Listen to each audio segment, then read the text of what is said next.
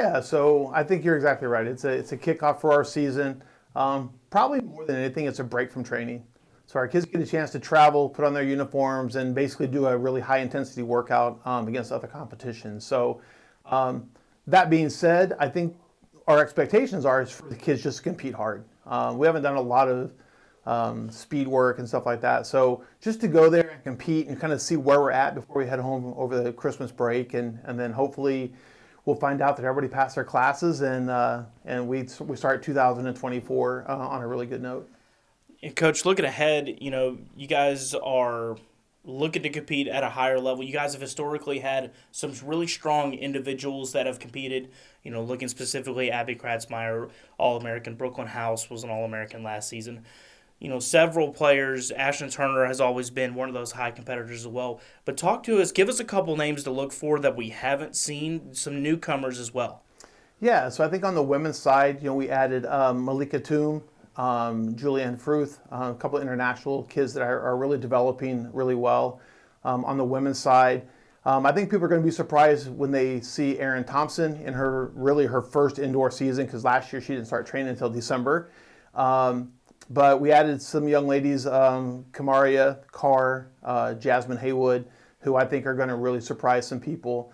On the men's side, obviously Ashton's back, but we add Sagaya Fazaro, who I think could really make a huge impact. Nick Davis, who's a young kid that could really make some big waves for us pretty quick. And we have a couple other kids that unfortunately they're not going to compete for us indoors. Gerson Maxino, Will Davis, we're going to set them indoors, kind of get their years leveled up. But I think for the first time, sprints, hurdles, throws, jumps, you're going to see the Patriots kind of across the board. And Coach, you talked about that. You and I have talked. Just outside of the interviews, talking about how much this team has developed and how much different this team really looks. But kind of talk to us about this indoor schedule.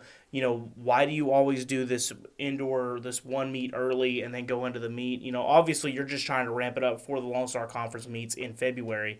But kind of talk to us about your thought process with training, with the athletes, developing to this point and making sure they're ready to go for that conference meet. Yeah, so I think this early season meet, like I said before, it's to kind of give us a good indicator of where we're at, what the fall training has been about, and just to give us a break from just the general stuff. So that's kind of the whole thought process before.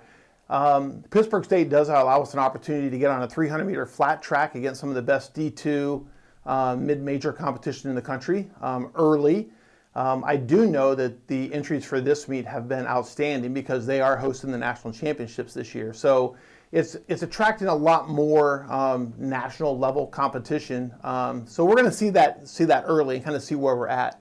Our indoor schedule this year is kind of wonky because Texas Tech isn't available to us. Texas A&M isn't available to us. The meet in Birmingham was actually this past weekend. It's a little bit early for us going into finals. So our indoor schedule is a little bit different. Our outdoor meet schedule is probably as good as anybody's in the country, regardless of division. This gives us a great chance to kind of just see where our kids are. And this team is different than what we've had in the past. I think we're more balanced. But our young kids don't seem like they're young kids. Like they have a sense of maturity about them, a sense of focus about them. That is just different. I think previous teams, we had kids on our team who felt like they had to prove something. I'm not really sure that's the case now. I think our kids know that they're pretty good, but we have a lot of work to do, obviously, to compete in our conference.